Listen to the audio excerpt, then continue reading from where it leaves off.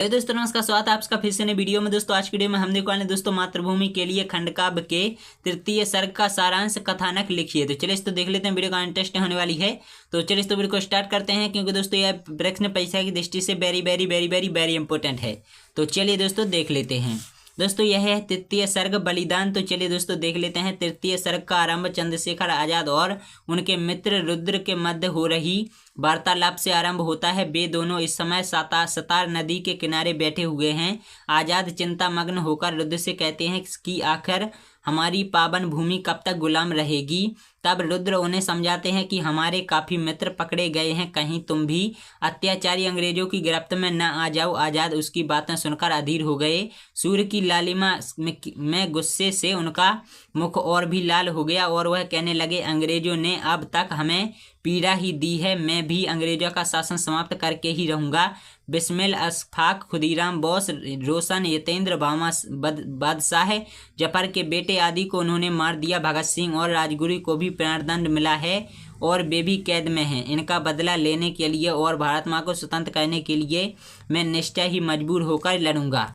एक दिन फूलबाग, दोस्तों एक दिन आजाद फूलबाग की सभा में सशस्त्र क्रांति के विरुद्ध भाषण सुना रहे थे। उस समय वहां खड़े विद्यार्थी जी ने उन्हें उत्तेजित मन को शांत किया और उन्हें डर था कि कहीं आजाद सभा को भंग ना कर दे। आजाद देश हित के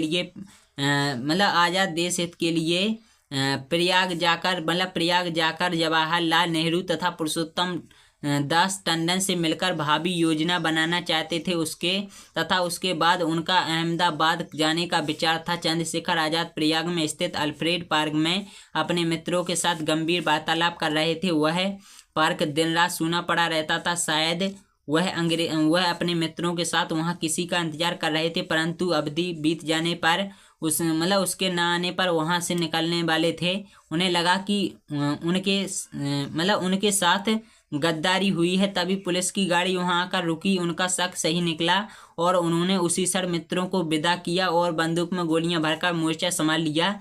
पहले ही गोली में उन्होंने एक देसी अफसर का जबड़ा उखाड़ दिया, जिसे देखकर एसपी नाट बाबा सकते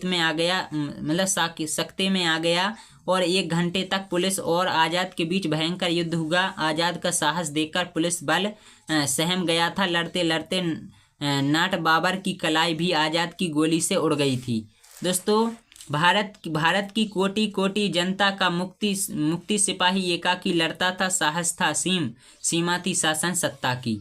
आसपास का सारा वातावरण गोलियों की आवाज से गूंज उठा, लेकिन उधर आजाद के पास गोलियां खत्म हो गईं। जब एक गोली शेष रह गई तो वह असमंजस में पड़ गए कि क्या पुलिस के हाथों में जीवित पकड़ा जाऊं। परंतु कुछ क्षण बाद आजाद ने पिस्तौल अपनी कनपटी पर तानकर स्वयं को ही गोली मार ली और उनकी इस विस्मयकारी और साहसिक मृत्यु पर अंग्रेज अधिकारी